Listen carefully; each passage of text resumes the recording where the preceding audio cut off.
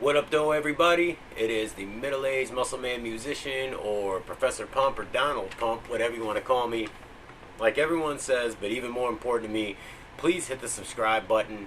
Keep me energized to keep doing these for you, giving you information, and help me out in the algorithm. Last video, the Tonga Ali video, I know that I don't have many subscribers yet, but something like 99.8% of people that watched the video weren't subscribed. So please do that, hit like, and I love the comments. I love to hear guys' feedback, and I think this one will bring a lot of feedback.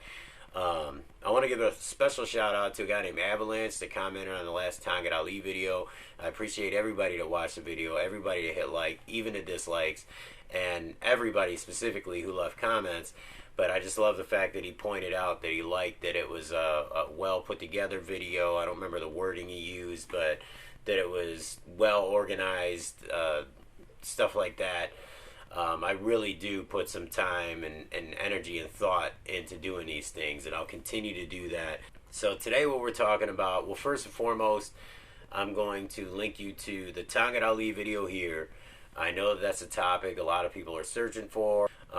And also there's a gyno video that I think a lot of guys can benefit from watching. So today we're talking about training splits. And obviously there's a lot of videos out there on this. It is a big topic of discussion, but I don't think that it's emphasized enough, believe it or not. I think there's other context, other nuance behind why your training split's important. I think a lot of it's like psychological stuff that keeps you interested, keeps you locked in, and obviously optimal muscle growth is what we're all here for. I'm going to call some training split methods trash, or whatever. I'm going to say they suck. That's because I'm not going to be that guy that's like, well, any movement's better than no movement, or as long as you're getting in there and doing it, it's great. No, if you're watching this video and you're watching these other videos on YouTube, you're using these keywords to search for stuff, you are bodybuilding. You are only there for optimal muscle growth. And specifically, if you're watching this channel, you are either middle-aged or a little bit younger than that, and or even over middle-aged, and you are trying to get as much muscle growth out of maybe limited time, and you're trying to work around injuries and stuff like that. So no, a less than optimal plan is not good as opposed to great. It sucks. Anyways, the first training split that I'm going to say is trash, and it's the most trash for what we are trying to do, is the full body split. The reason why the full body split is complete and utter trash is because all a lot of us ever talk about or hear is make sure you do your pressing movements first, because you don't want to do them after a couple of isolation movements. You won't have enough strength, or you won't have enough power to focus on those properly. Or don't do cardio before you do your muscle building exercises, because that'll wear you out. Well, if you're doing a full body workout and you actually give 100% on your first couple of sets, like let's say they're both for legs, or let's say one's for legs and back. Well, by the time you go like legs, back, delts, triceps, chest, how do you think your biceps are getting hit? How much strength and energy do you think you have going into that body part? Let's say you're doing a full body split 3 times a week. You're going really hard on all 3 of those days, and every body part, no matter how tired you are halfway into it, you're just giving your absolute all. You're going to failure. You're going to be sore everywhere. It's one thing to be sore in 1 or 2 parts of your body. In fact, I like that. There's going to be a whole other video on how growth and soreness go together. But it's a deterrent to training to be sore everywhere when you got to work the next day and things like that. I feel like in some instances you won't get enough rest. Sometimes if you space it out differently with this, you'll get too much rest or too much on certain body parts. If you're doing, a full body workout twice a week, it's definitely not enough. The full body workout 3 times a week, I don't think you're going to work it out to where it's enough, because we kind of know what the optimal amount of sets are for every body part, and there's pretty much no way you can work that in there. Another thing is there's not a lot of emphasis on isolation movements when you're doing a full body split, and we all have those lagging body parts that body part is at the forefront of our minds all the time. And if you're not doing specific isolation movements on those body parts and seeing that pump, you know, that 100% pump, and actually maybe even prioritizing that isolation movement, you're not going to feel as positive going into your following week of training. So those are just some reasons I think the full body split sucks. I actually even did a podcast on my other channel with a guy who does a full body workout, like I think 3 days a week. He's in amazing shape. His physique is great, but he's where he wants to be. He's not trying to continue to gain a ton of muscle. You know, he's in what he considers to be his peak physical condition for how he wants his body to perform and how he wants to look. So that's a different situation. The next training split that sucks would be the bro split. Now, this is something that I did for years. You know, you have your chest and tris on one day, you have your shoulders and your delts and biceps on another day, your back and legs on another day. But if that's the way you work the split, you know, your back and legs together on the same day is too much for that day. Those are probably your two priority body parts, especially for the entire workload you should be doing, the volume. And, you know, your legs should be done a little bit more than the one. It shouldn't be an equal amount of times as every other part of your body, even if you're hitting a lot of sets. And then if you decide to do a fourth day on that bro split that's essentially just legs, now you're trying to fit, like, you know, whether you got to do calves in there, forearms, abs, whatever, into that day. Once again, you're going to have an imbalance in the length of your workout, which isn't that big of a deal because some days we have more time than others. But if you miss a day, you have to skip a day, now all of a sudden you're doing a longer day on the actual day of the week where you don't have as much time. It becomes a pain in the ass. And on top of that, you're working most body parts once a week, and we know that's not enough. I mean, I know for me, a chest and tricep workout, and granted, I don't rest enough between sets, I already know this, but I'm getting chest and tris done in like 40 minutes. Beyond that, I'm doing too many sets in a single day for it to even make sense. But back and legs, shit, that would be, you know, an hour and 20 minutes, and that's without me even doing the amount of rest that I do, probably. Like on those body parts, I do give a good amount of rest. I need to. You know, so to me, the bro split sucks. I mean, it's kind of already been discounted. Not many people do it anymore. There's an upper body, lower body split. That just feels like it puts too much emphasis on legs. And even if you're serious about training legs, you're never going to be serious about doing as many sets on that leg day as you do on your entire upper body day, especially including your back, which is silly. Sometimes people will combine legs and back and then do front body, front, back, you know, that sort of thing. Again, an imbalance in, as far as the size of the muscles go, so that's just silly too.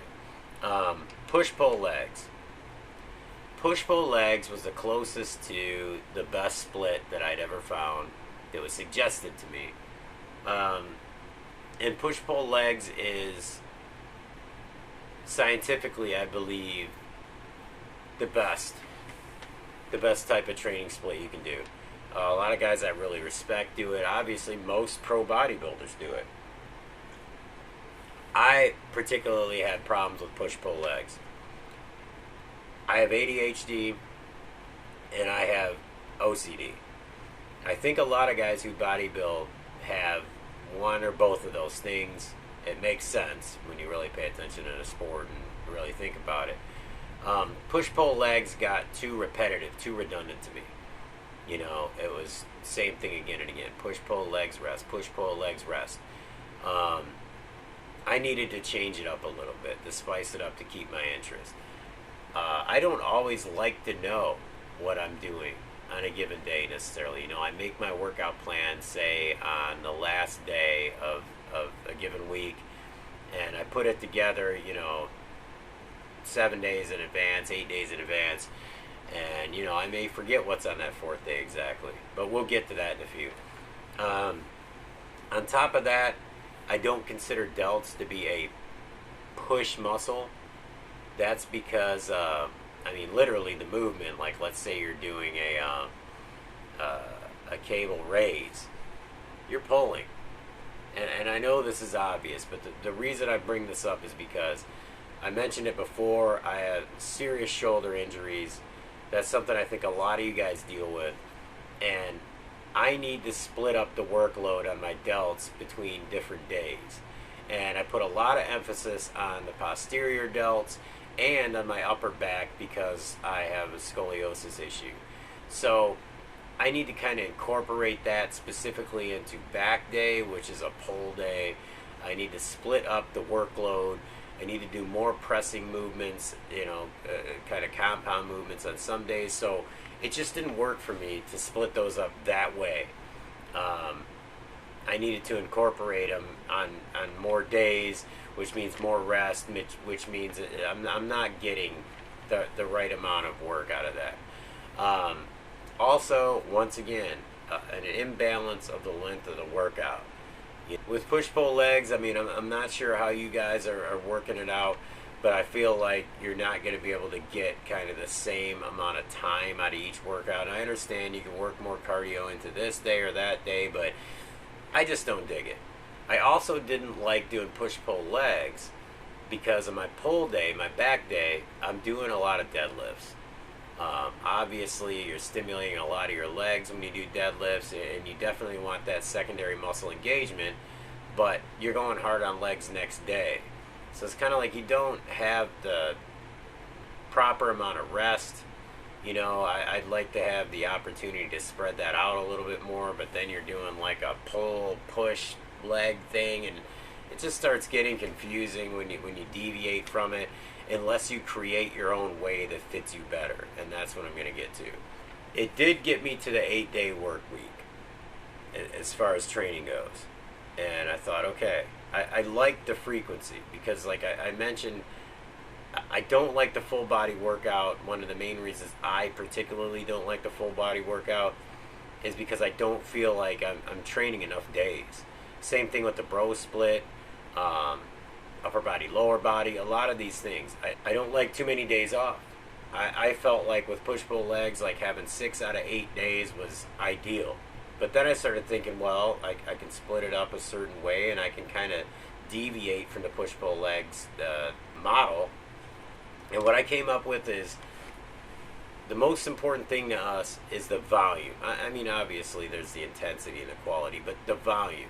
We pretty much know how many sets each body part needs in a given week's amount of time to reach optimal hypertrophy and to have the most growth.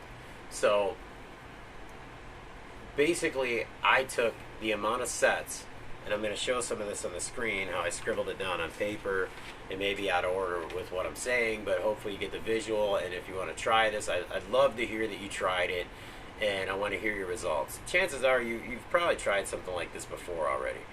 But basically, I have my amount of sets I want to do in a week.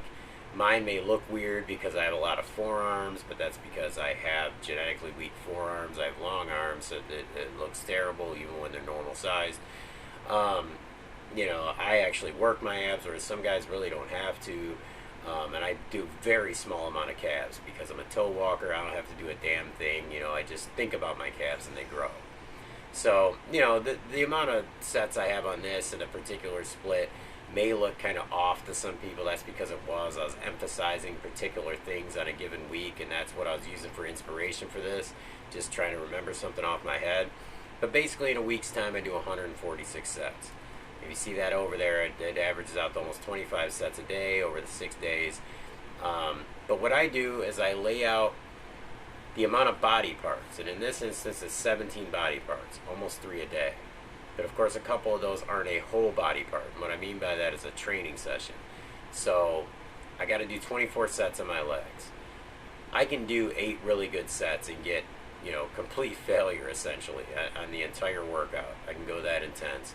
I can split those 24 sets up into 3 days because we're talking about fitting stuff in but still having the right amount of volume. So I'm going to give, 8 sets to 3 different days, or however I split it up on the legs, so that counts as 3 body parts, quote unquote. Back, I'm doing twice in a week, so that counts as 2. Chest counts as 2, and so on. And I just go down and check them off as I go. So like for this given week, let's say I know I'm going to start with a leg day. So I go legs, and I split it up a little bit. I go, okay, Monday, Friday, Sunday, I'm going to do legs. I have my rest in between there. Everything's right. But I know I hate doing legs at the top of the week. What'll get me more engaged to do that? You know what? I love doing chest, so I'll work chest in there. And it's like, okay, now I'm at 18 sets. It's the beginning of the week. Now I'm at 18 sets. I know I need to do around 25 sets for the day for it to all break down kind of equally. So I worked a little forearms thing in there. So then obviously the following day, it's like I'm going to go with the heavy body part again, back. I like to work my back and delts together because, like I said, there's a lot of emphasis on that part of my shoulder.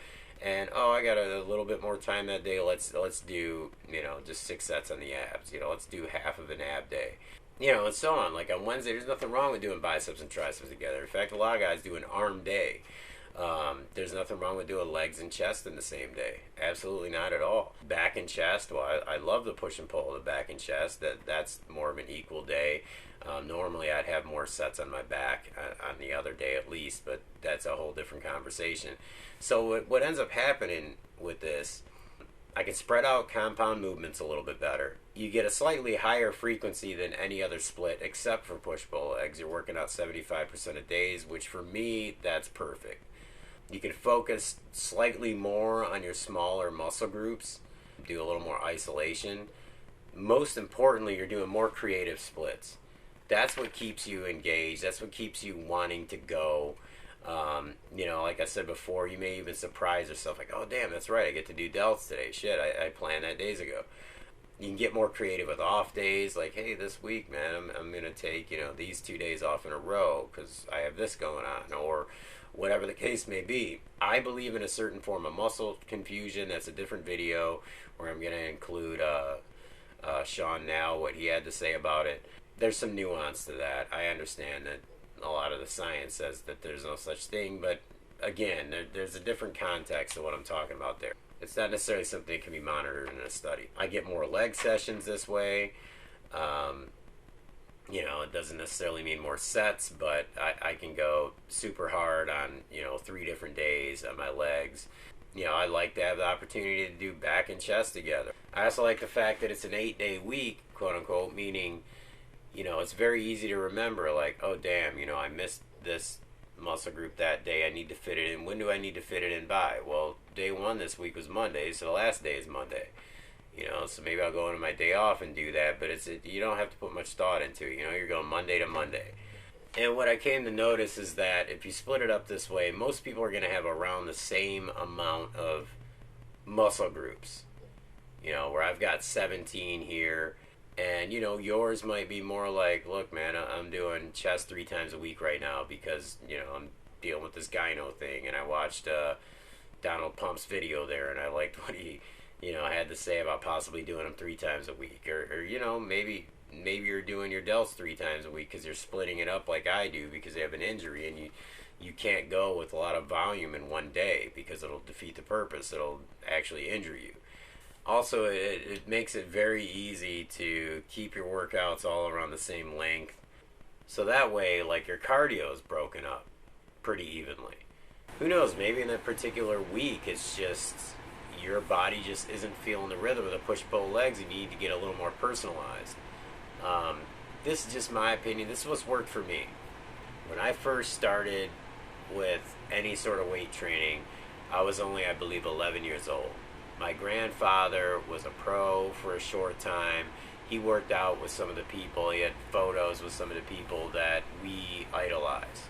I'm not going to sit here and name drop, but he started teaching me things when I was really young. He gave me the Joe Weider book. Still a great book, even if it's just for a collector's item. But there's some cool principles in there, and it's cool to see some of the greats in there doing these exercises. But it's funny, cause he literally told me, like, don't start doing this till like next year or something, and go into it slowly. You'll destroy your joints, that sort of thing. And of course I didn't do that. I wanted to be like my grandfather. I wanted to be big and muscular, so I started doing it right away. And yeah, I hurt my joints and all that good stuff. But anyways, I say all this as a way to say I learned that weeder stuff, and he also told me, like, no, some of this stuff was worked in there to throw other guys off, other camps of bodybuilders off. So here's some tweaks to that. And then, you know, I didn't lift for a long time, and then, you know, I was late teens, early adulthood. I got into it real serious again. And of course, there's all this new media out there, new studies, new supplements, all this stuff. We're talking like, you know, around the year 2000 roughly.